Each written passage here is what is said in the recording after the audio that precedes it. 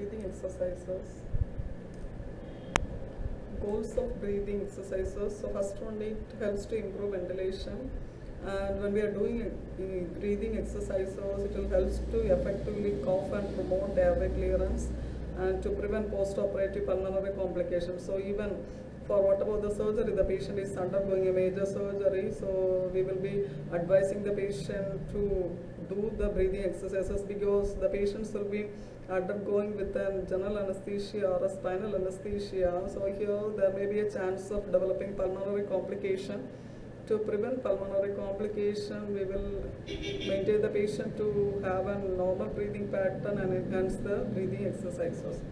And to improve the strength, endurance, coordination of the muscles of ventilation, and maintain and improve chest and thoracic spine mobility and promote relaxation and relieve stress. And even we can teach how to deal with episodes of dyspnea, and even we can assist in removing secretions. So even the patient, those are having an abnormal breathing pattern, by having a proper breathing exercises, we can maintain the normal breathing pattern, and it also helps to decrease the work of breathing. And in aids and bronchial hygiene, so continuously if you are doing the breathing exercises, it will help to prevent the accumulation of pulmonary secretions and mobilization of these secretions and improve the cough mechanism. So we will see what are the guidelines for teaching breathing exercises. So first we have to choose a quiet area for proper interaction with minimal distraction. So some isolated area we have to prefer, and we should explain the patient how it works for his or her impairment, and always we should make the patient to be in a relaxed position and loose the clothes, and we should maintain the patient in a semi-fowler's position, that is a 45-degree angle, and abnormal muscle become relaxed, and even we can prefer supine position, sitting position or standing. These are the position may be used as the patient progresses during treatment. So this is the semi-Fowler's position. So Fowler's position we will say it's a 90 degree. So here it's a semi-Fowler's position, it is a 45 degree.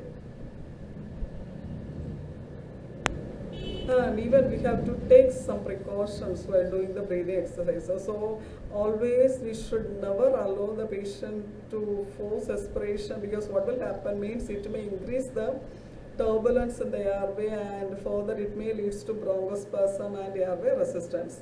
And even we should advise the patient to avoid prolonged aspiration, because it may cause gasping to nasty inspiration, and sometimes some occasion even the patient may go for an irregular breathing pattern or inefficient breathing pattern. And never allow the patient to initiate inspiration with accessory muscles and upper chest. And because always we should insist the patient to quiet the chest during breathing, and allow the patient to perform deep breathing only for 3 to 4 times, that is inspiration and expiration. So because what will happen means if the patient practicing more than 4 times, it will be causing the hypoventilation. What are the indications? So what are the conditions? So what are the indications we need the breathing exercise? So first is the cystic fibrosis. So cystic fibrosis is a genetic disorder that affects mostly the lungs. And bronchiectasis. So bronchiectasis is a condition where the bronchial tubes of lungs are permanently damaged. And atelectasis is a collapse of the lungs. And lung abscess is defined as necrosis of the pulmonary tissue and formation of cavities. And pneumonia is an infection of the lungs caused by fungi, bacteria or viruses. And acute lung disease here there will be an inflammation occurs due to the disruption of the lung endothelial and epithelial barriers. And COPD, you know that it's a combination of chronic bronchitis and emphysema, and even the patients with the high spinal cord lesion, spinal cord injury, because these are the occasion mainly doctors will be advising for immobilization. So here we can't mobilize the patient for breathing exercises. Then even after surgeries like thoracic or abdominal surgery, or patients who must remain in bed for an extended period of time, any obstruction due to retained secretion.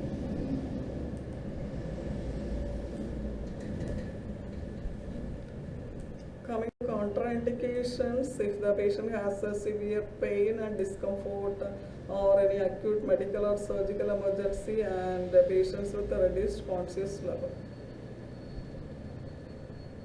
Let us see what are the types of breathing exercises. So diaphragmatic breathing, glossopharyngeal breathing, pursed lip breathing, segmental breathing. So segmental breathing is a costal expansion exercise. Then apical breathing, lateral costal expansion, posterior basal expansion. So here we will see the breathing exercise techniques. First one is diaphragmatic breathing.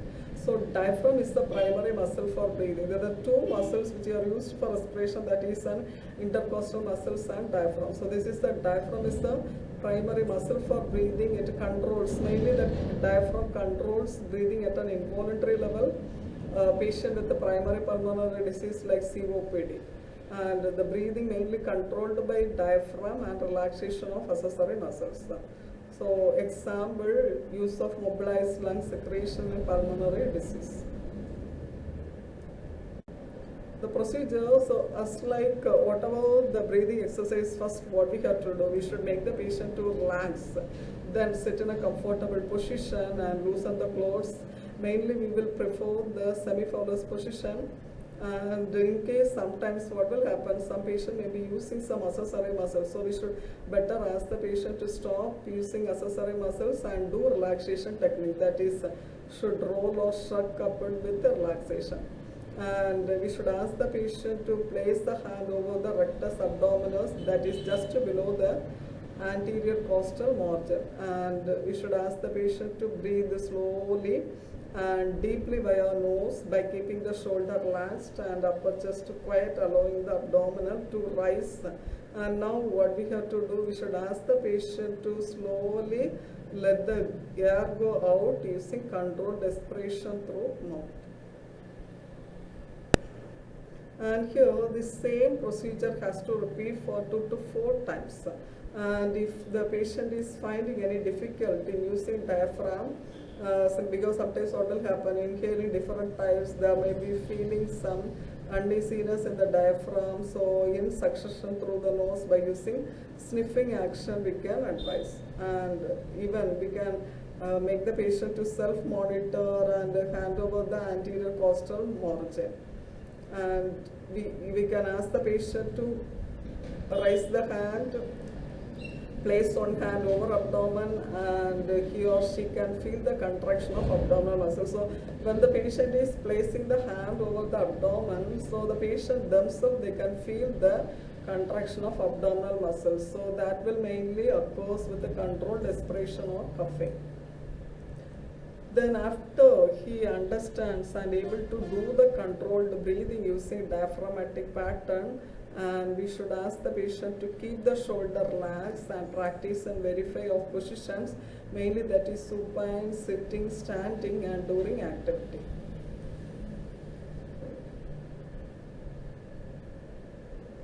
So here you can see that is abdominal region, they are keeping the hand and the patient is just relaxing.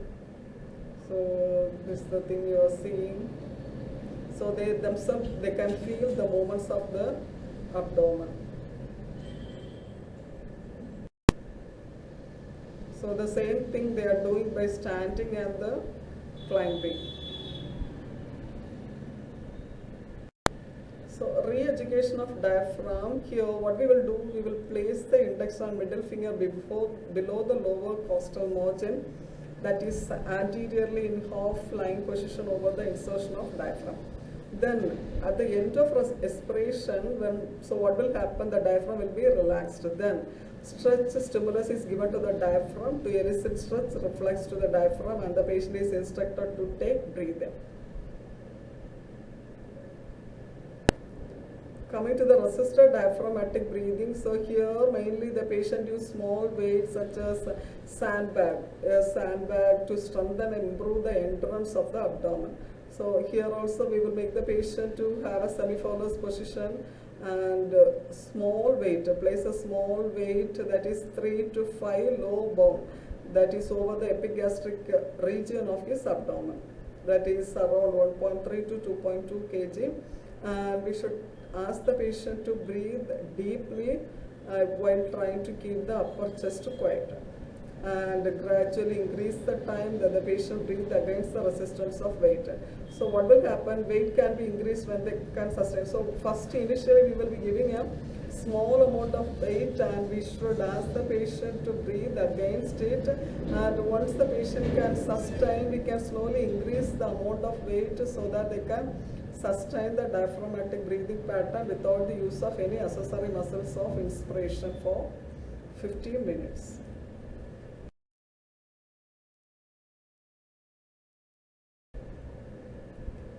Coming to the glossopharyngeal breathing, so the glossopharyngeal breathing is a means of increasing a patient's inspiratory capacity when there is a severe weakness of muscles of inspiration. So mainly this glossopharyngeal breathing mainly taught for the patient those who are having a difficulty in deep breathing. So mainly this type of breathing pattern mainly developed to assist post-polio patients with severe muscle weakness. Coming to the procedure, here the patient takes several gulp of air by closing the mouth. The tongue pushes the air back and trap it in the pharynx. The air is then forced to lungs when the glottis is open.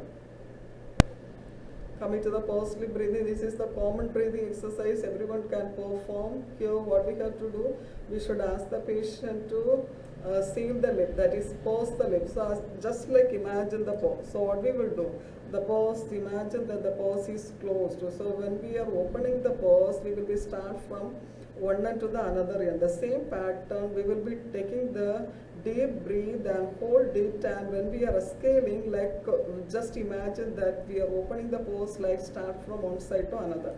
So treat the patient with a COPD, and mainly it helps to improve ventilation and releases trapped air in the lungs, and it keeps the airway open longer and prolong exhalation, slow the breathing rate, and it moves old air out of the lungs and allow.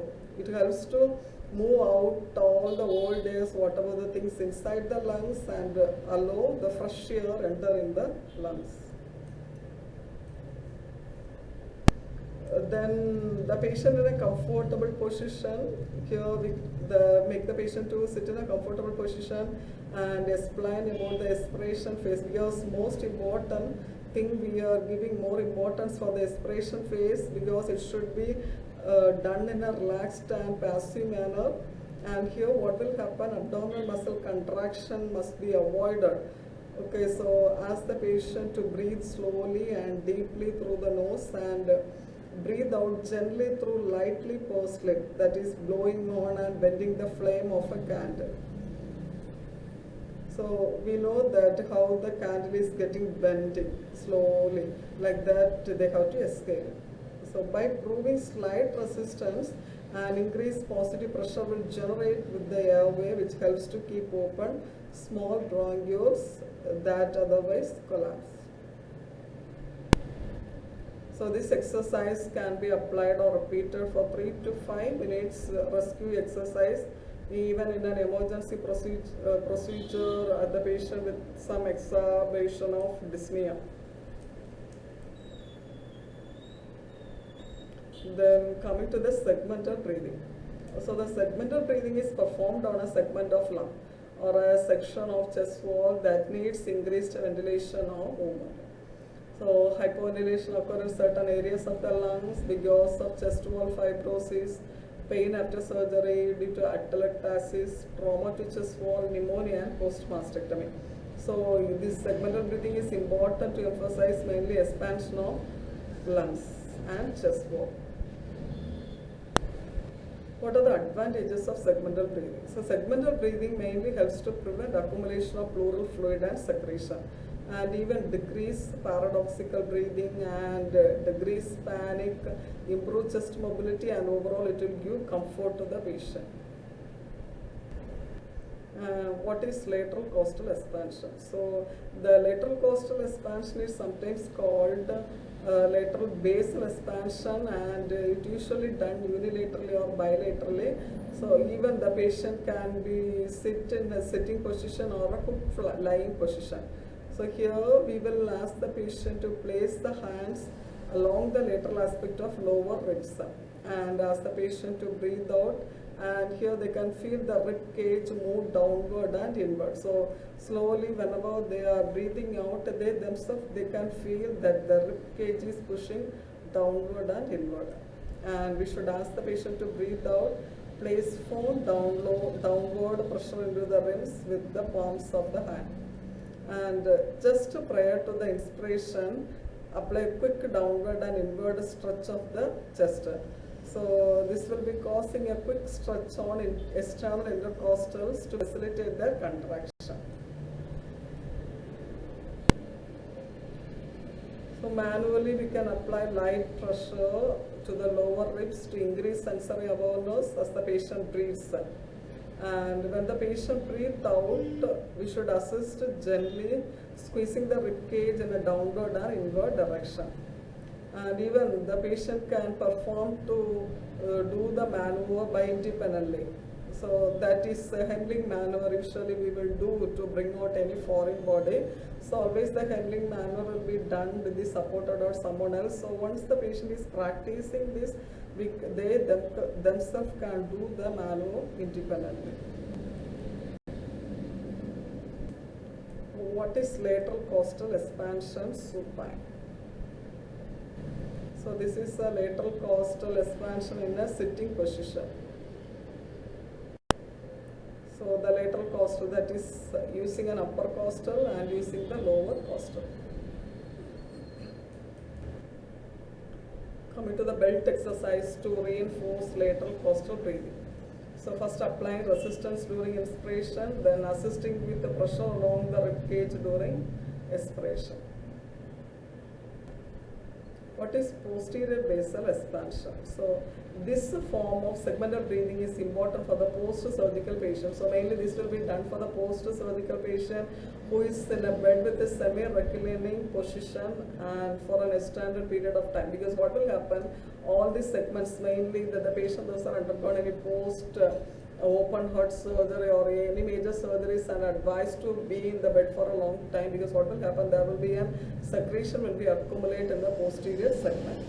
So the procedure is have the patient to sit and lean forward on a pillow, slightly bending the hips, and place the patient hand over the posterior aspect of the lower rib and do the procedure in lateral costal expansion.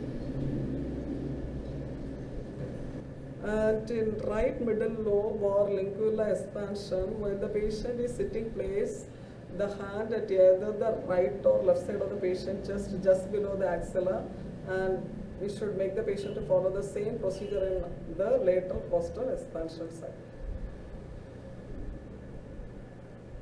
What is forced expiratory technique? So the forced expiratory technique is nothing but a forced expiration or huff following a medium size breath to mid lung volume, then tighten the abdominal muscle. Then there should be a period of 15 to 30 seconds relaxation with gentle diaphragmatic breathing that follow 1 or 2 huffs. Then once secretion is felt on the uppermost airway, a huff or double cough can remove it.